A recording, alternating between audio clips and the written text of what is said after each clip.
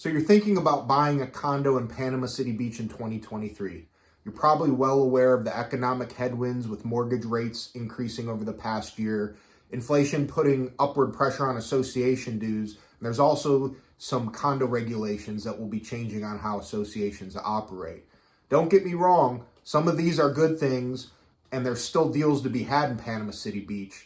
In this video, I'm going to tell you what you should be looking at during the buying process to ensure that you get a good deal on your condo. Stay tuned.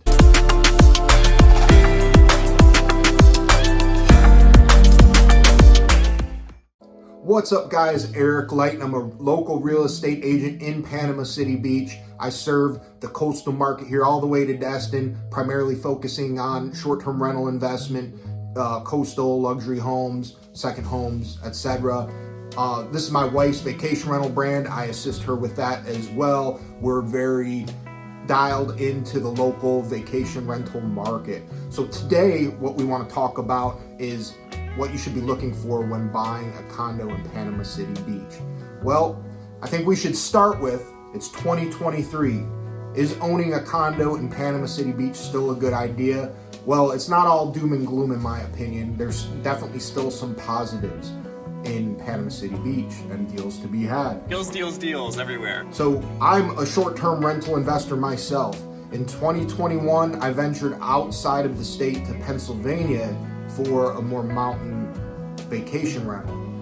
I looked at an emerging market, the Poconos, and there was a tremendous amount of speculation in the market.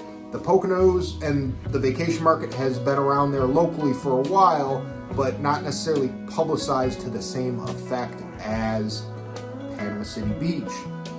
And short-term rentals aren't as welcomed, in my opinion. So with the saturation of investors, that investment wasn't good for me. So I flipped it to a long-term rental and luckily landed on my feet.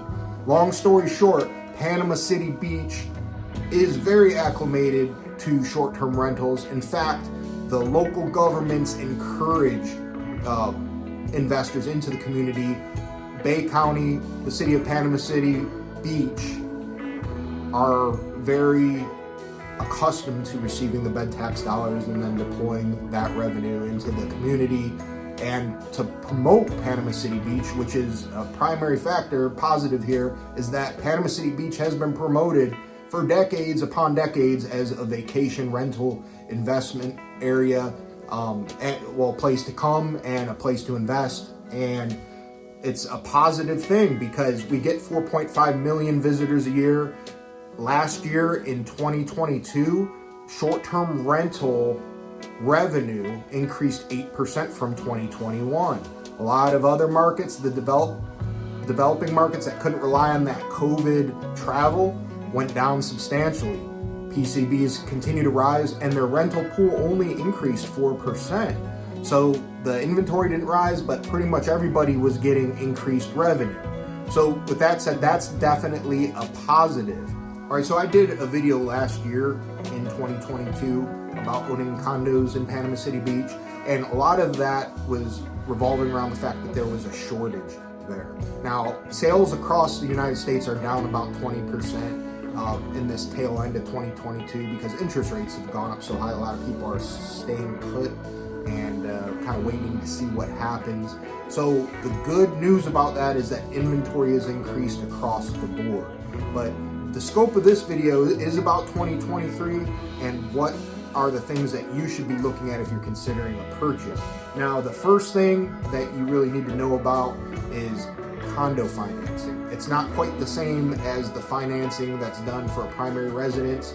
I would say the top tier of your condo financing is going to be something that's called a warrantable condo loan. And that's typically a 30-year fixed, decent percentage, kind of similar to what you could get in the primary market with maybe a couple points higher. And this is like your Class A condo.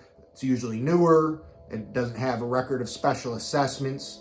The reserves are well funded. And there is typically some second home or primary residence component because one of the newer guidelines that Fannie Mae's been tightening up for the past few years is how many short-term rentals are in a building. If it's like 100% and they get that condo questionnaire back from the HOA that says, yeah, we have nothing but short-term rentals here, there's no primary residence, that's usually disqualifying. And pretty much the majority of the beach is not going to be warrantable. There are a few very good projects that are warrantable, and you can get the best condo financing available for it, but those projects are usually higher in price and in limited supply. Even still, that we're now, we've had such an increase in interest rate and inventory starting to come back. It's still hard to get, sometimes we're not seeing as much inventory populate in those buildings, but there's definitely more than there was last year, so that's a positive thing. But the one thing I wanted to focus on real quick, and just to reiterate, that do not work with your buddy who's a lender. You want to come down here, connect with an agent who has connections with lenders that specialize in portfolio financing. Really, over the past year, now that rates have increased and the demand for loans and refinances has gone down substantially, worse than sales, mortgage lenders, because there's so many refinances going on, their demand has fell off sharply. So that sharp cutoff has spurred some creativity, and I am seeing much more attractive portfolio programs than what I've seen in the past. So just because a project is deemed unwarrantable doesn't mean that's bad. It just means that they may have a lot of renting activity going on in there. But the first thing you want to know is to understand that, to connect with somebody local, typically an agent that can help you, that has a network of lenders that specialize in condo financing, so that they can figure out what the best course of action, and to kind of get the options together for you, so that you know where you sit in terms of financing. All right, so wrapping your head around the condo financing is really the jump off point. The next point is the condo health. Now, there's some new legislation that passed that pertains to reserve studies. By 2025, the state of Florida wants all buildings to 100% fund their reserves. Now, what that means, what are reserves? They're basically a savings account that plans for the replacement of the components of a building. Roof, stucco, if the pools need liners replaced, things of that nature. It's basically a detailed budget and like a timeline of when these items are set to expire and need replacement, and we get a study each year that kind of resets that reserve, and typically there's a dollar amount that's recommended that the HOA should have funded. And in the past, it's been optional to fund 100%, but ever since the Surfside collapse, the state of Florida wants associations to fund the reserve account 100% by 2025. Also, for older buildings, 20 years and up, there's going to be an additional structural inspections, and I think that's a good thing to prevent that Surfside collapse from happening again. So really, you need to take a look at the current year budget, and since we're in December right now, it'd be good to see the preliminary 2023 budget, and to see, just like in my previous video, I talk about looking at the variance line items and seeing what story is being told. If there's a huge variance from 2022 to 2023 in the reserve component, that means that the HOA's playing backup. They probably didn't fully fund the reserves in the past 100%, and they're trying to get there. So that would make me a little nervous. That's like a dead giveaway of a building that has not been kept up with. Older buildings are going to have a little bit more hair, more human, interaction, and over time components go bad. So in the past, we've had, opportunity not to fund those things. I think newer buildings are safer in general, but there are a lot of buildings that are well managed in Panama City Beach. I know a few of them and worked on a few of them, but that's something to look at. That budget, look at the variance, see where the HOA stands. Another thing, at the point, if you're actually focusing down to the condo level and you're actually finding units that are attractive to you, typically in the MLS, there's something called a condo rider that will disclose if there's any pending special assessments. If it'll tell you in detail what the association dues are, and then it will also state if there's any pending litigation, but asterisks that affect the common area only. That form doesn't have to detail every single piece of litigation that's affecting the HOA, just one that's material to the common area. So just be mindful of that. And typically on the front end, like when you're still trying to figure out what building, you typically start Panama City Beach, is that a good area for me? Dive down to the other level, which projects or condominium buildings are attractive to me at which price point, etc., for the amount of bedrooms I need. And then from there, you may dial it down to 2 projects and maybe take a look at the HOA health, the budget. Once you go under contract, you'll likely be able to talk to somebody within the association, depending on the culture within how those owners are working with that management company. I know that in bigger projects, there can sometimes be some major conflicts. Smaller buildings tend to be tighter knit, but that's not always the case. You really want to get a feel for how the management company is working with owners, how business is being taken care of. If they're behind the curve on the building, I think a review of the budget, talking to the association manager once you go under contract, and then getting all the condo docs and having the 3-day period to review it is going to be helpful for you. And working with an agent that has done some condo transactions and helped some detailed people in the past, definitely that agent can help you bird dog the information that you need to feel confident about your purchase. All right, so we talked about the condo association, kind of the health of that condo. Now we want to talk about the rental production of that unit. Now, in the best case scenario, that unit's going to have a couple years of rental history. It's always a good thing. So I have a pro tip here for you. So if the seller is self-managing, many of these self-managers like to do a little trick where they lump in the cleaning fees and the bed taxes into their gross rental figures that they provide. Now, that isn't going to do you any good. That is inflating the numbers. The bed tax and the cleaning fees are typically a pass-through cost, meaning the guest pays for it and you pass it through, typically pay your cleaners and then pay the local governments their bed tax money. So that's not really revenue, it's really just passing through an expense to somebody else. And that's overinflating the investment, in my opinion, and is a bit dishonest. Preposterous! So that's one thing to make sure you're scrutinizing when you're looking at rental numbers. Most professional rental pro formas will be in what you need, and that's the gross rental figure. Now, you also need to realize how you're going to be managing the unit. As I said, we do have a management company. The typical rate we charge it is 20%. It's not easy running a short-term rental. All the gurus online that talk, they're promoting long-term rental. They say, hey, I don't like short-term rental. It's a lot of work. It's true. It is a lot of work. Is it impossible? No.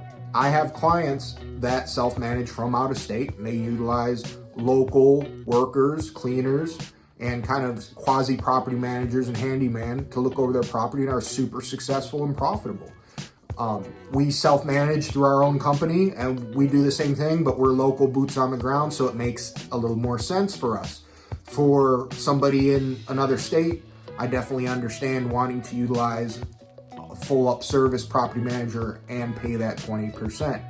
So when we're analyzing the rental details, we're taking that actual number or maybe a projected number that's based on other units' performances in that building. That's an acceptable source too. You just want to scrutinize that usually against actuals that are out there.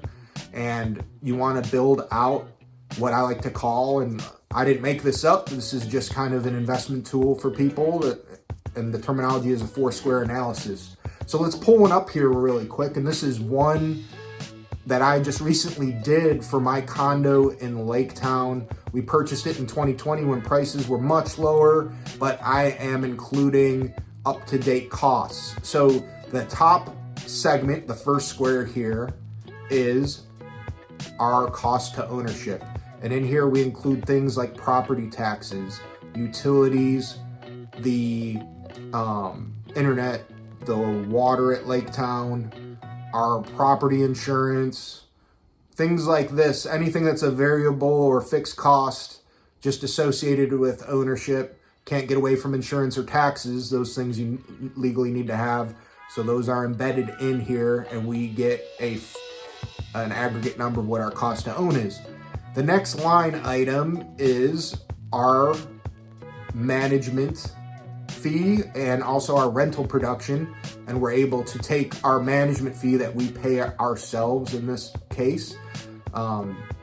This kind of depicts of what a normal investor that would be hiring professional management for their unit, and you get a net rental figure.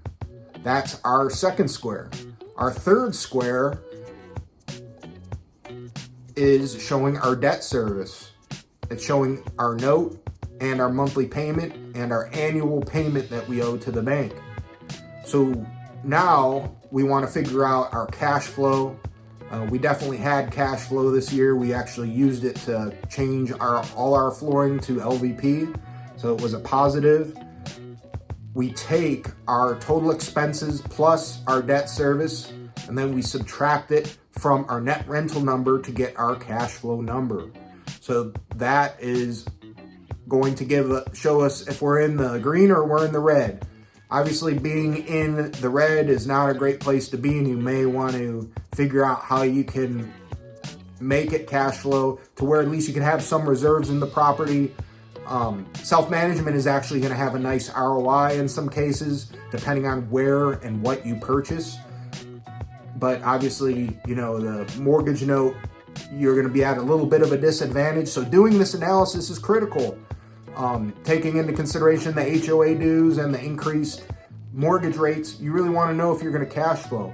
Now, if you're a high income person and you're looking to offset some of your taxable income, this is a great way to do it. You don't necessarily have to break even. Maybe you want to be by the beach and have a place where your family can gather. I have clients that do that. They're not necessarily too concerned with the yield. They just want to have a nice property that appreciates over time and a nice meeting place, and to have like a low low touch business that they can write off against their income. A lot of people do that. So there's so many applications to owning real estate, and obviously yield and having cash flow is great for a lot of people. It's not necessary in every case, but this is what a 4-square analysis is. So real estate is not one size fits all. These are some details that you really need to look at to put yourself in a good position to have understanding of what you're looking for and the different properties that could best achieve it.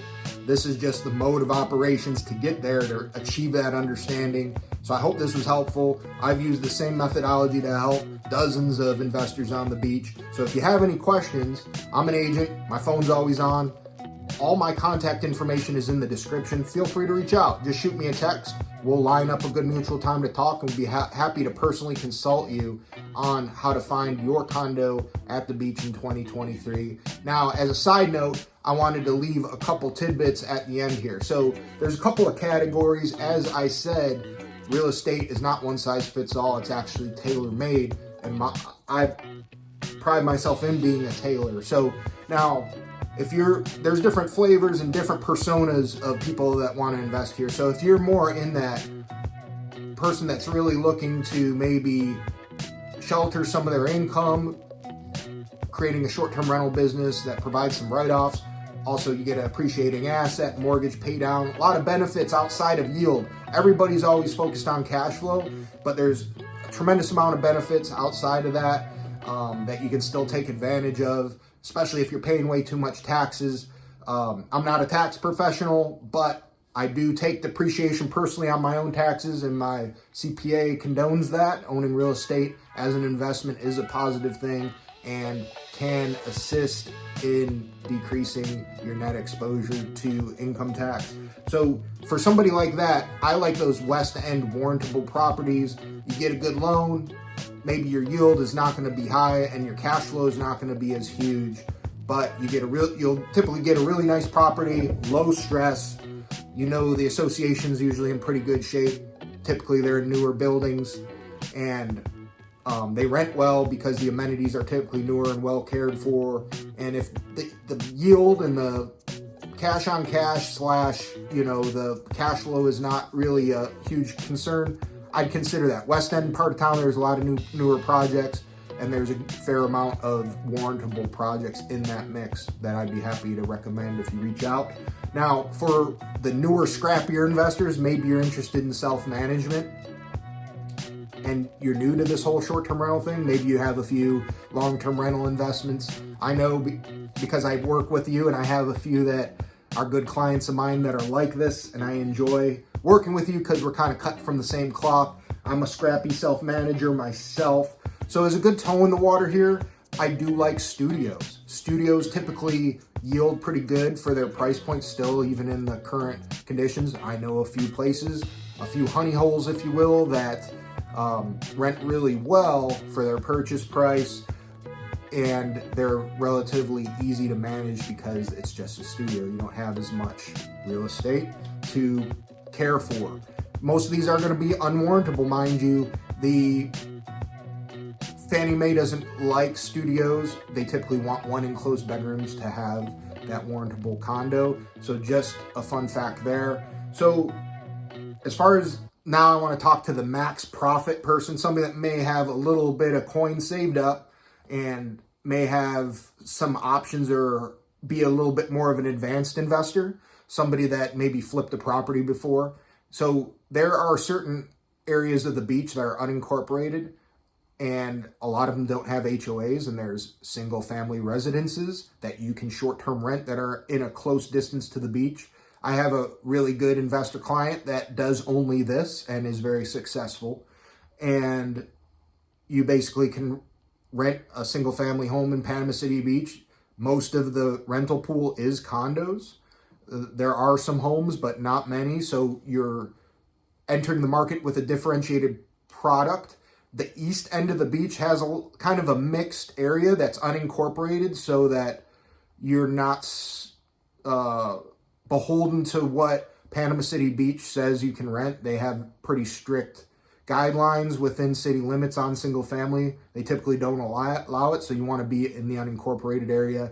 There's a lot of fixer-uppers. You could purchase a house that needs some rehab, make it Airbnb-esque, do some new school, maximalist design choices that will get some attention online, and you could be very successful. You'll have no HOA over your head, and you can design the property how you want, rent it how you want.